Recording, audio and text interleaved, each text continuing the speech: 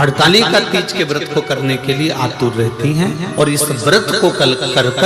एक दिन में ही संपूर्ण विश्व का जितना तप है, साधना है, उपवास है, सबका फल एक साथ एकत्रित कर लेती हैं केवल एक व्रत में, हड़तालिका तीज। अब एक बात ध्यान से सुनिएगा, सारे व्रत आपका अगर स्वास्थ्य खराब हो गया तो आप व्रत छोड़ सकते हो। जितने भी व्रत आप लोग कर रहे हैं पूर्व के, सोमवार, मंगलवार, एकादशी, छठ, पंचमी, चतुर्थी, अगर आपका स्वास्थ्य खराब है तो आप उस व्रत को छोड़ सकते हो, सारे व्रत को छोड़ सकते हो। पर तीज का जो व्रत होता है, हड़तालिका जो व्रत होता है, ये व्रत एक बार लेने के बाद जब प्राण छूटते हैं तभी ये व्रत समाप्त होता है, अन्यथा बीच में ये व्रत समाप्त नहीं होता। ये व्रत समाप्त होता ही नहीं। अगर शरीर से नहीं बनता कि अब हमारी अवस्था हो गई, अब शरीर से नहीं बन रहा है, तो भले एक पहर की पूजन कर कर, एक पहर का नियम धारण कर कर, एक पहर का स्मरण कर कर, एक पहर का पूजन कर धारण करो और उसके बाद में भले आप थोड़ा सा जो भी आपको लेना है वो कर लो, पर इस व्रत को करना ही पड़ता है। इस व्रत का नियम ही यही है, इस व्रत की नियमता ही है। शिव महापुराण की कथा लेरा हम बनाते हैं, उस 5 समय की पूजन होने के बाद जब सुबह ब्रह्म मुहूर्त में आप भगवान शंकर का विसर्जन करने के लिए जाएं, 5वीं आरती जब पूरी हो जाए, भगवान से प्रार्थना वगैरह सब हो जाए, सिंदूरा चढ़ जाए, सिंदूरा मस्तक लग जाए, पूरा क्रम होने के बाद में, पूरी पूजन होने के बाद में जब भगवान देवादिदेव महादेव को विसर्जन के लिए लेकर जाएं, उससे पहले फुलेरे को खोल लेना चाहिए और फुलेरे की जितनी पत्ती, फूल, इसमें ये जरूरी नहीं है कि कौन सी पत्ती लगाना है, कौन सा फूल लगाना है, जो फूल आपको मिल जाए। पर फुलेरे में अशोक वृक्ष की पत्ती, आम की पत्ती, ये जरूर लगाना चाहिए। फुलेरे के ऊपर शमी की पत्ती नहीं लगाई जाएगी, शमी वृक्ष। अगर शमी वृक्ष की पत्ती आप भले भगवान शंकर को चढ़ाओ, मना नहीं, पर कोई विशेष कार्य के लिए ही शमी का प्रयोग किया जाए। शंकर भगवान को यदि कोई बहुत रोग ग्रसित हो गया या बहुत तकलीफ में है तो शमी का पत्ता उसमें फुलेरे के अंतर्गत लगा सकते। महाराज 5वीं पूजन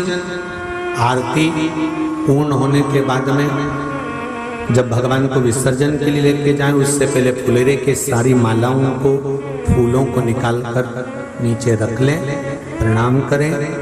और माता पार्वती जी से विनती करें, हैं माँ, जैसे आपका अखंड सौभाग्य है, आपके हाथों में भर भर चूड़ियां हैं, मस्तक पर चुंदड़ी है, माथे पर बिंदी है, मांग में सिंदूरा है, हे माँ ऐसी कृपा करना, हमने भी हड़तालिका तीज का व्रत करा है, हमारे भी हाथों में भर भर चूड़ी रहे, मांग में सिंदूर रहे और मस्तक पर बिंदी रहे, ऐसी कृपा माँ बनाकर रखे। प्रणाम कर कर हड़तालिका तीज का फुलेरा और शिवलिंग जो आपने बालू का बनाया है, माता पार्वती बनाई है, गणेश जी बनाए हैं, सब भगवान का विसर्जन में रखें। जो नदी, तालाब, बावड़ी जहाँ विसर्जन करते हैं वहाँ विसर्जन। हड़तालिका तीज के दूसरे दिन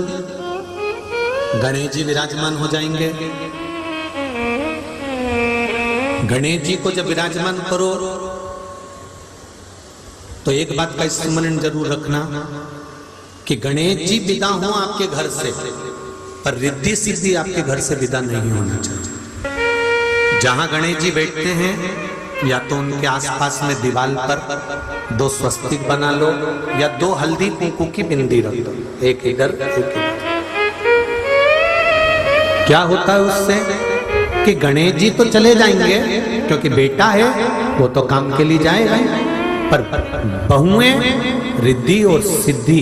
हमारे घर में सदा रहना चाहिए, इसलिए वो दो बिंदी का होना जरूरी है।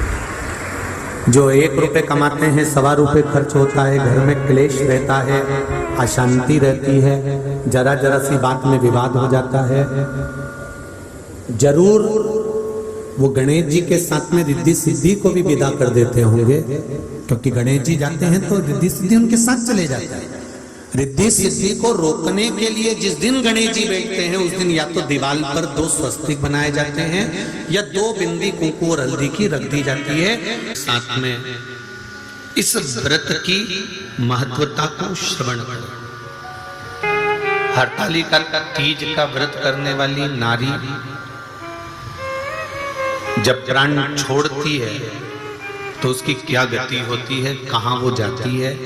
किस लोक में उसका स्थान होता है।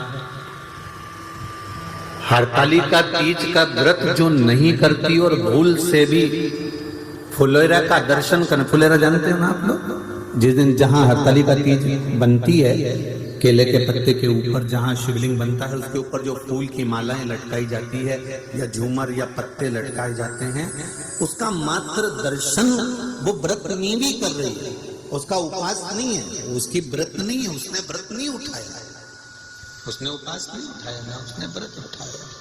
और यदि व्रत उसने नहीं उठाया है और नहीं व्रत उठाने के बाद भी अगर व्रत नहीं कर रही है, उसके बाद भी अगर किसी सहेली ने कह दिया, किसी बेस्ट फ्रेंड ने कह दिया कि नहीं नहीं तुझे मेरे यहाँ पर आज हरतालिका है, तू आ जाना है, थोड़ी देर बैठना, भजन गाना चलेगा ना, और भूल से तुम्हारा मन नहीं भी है, नहीं तुम्हारा मन, इसके बाद भी तुम चले गए, इसके बाद भी अगर तुम पहुंच गए वहां चले गए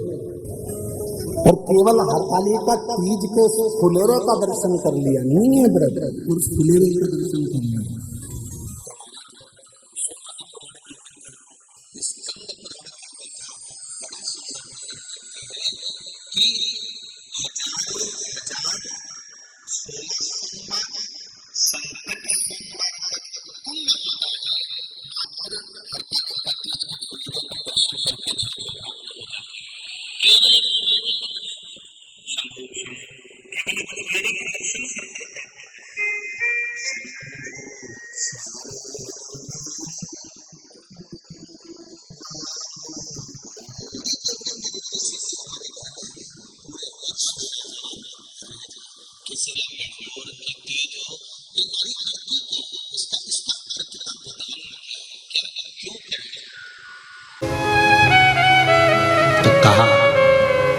ये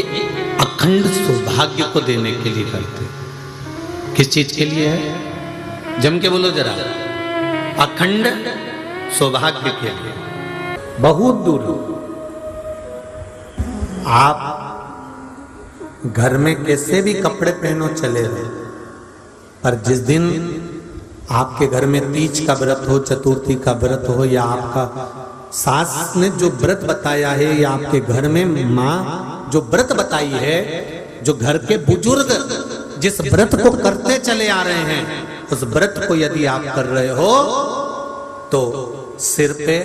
पल्लू होना चाहिए। उसका कारण केवल एक है, जो कुर्म पुराण में और गर्ग संहिता में लिखा हुआ है कि पूजन करते समय हमारे सिर पर एक छोटा सा, हम ये भी नहीं करे कि तुम इतना लंबा घूंघट डालो, और कह भी देंगे तो तुम कोई डालने वाले तो हो नहीं। कुर्म पुराण, गर्ग संहिता, शिव पुराण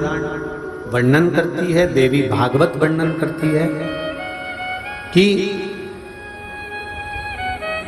अपने पूर्वजों की पूजन में, पितरों की पूजन में,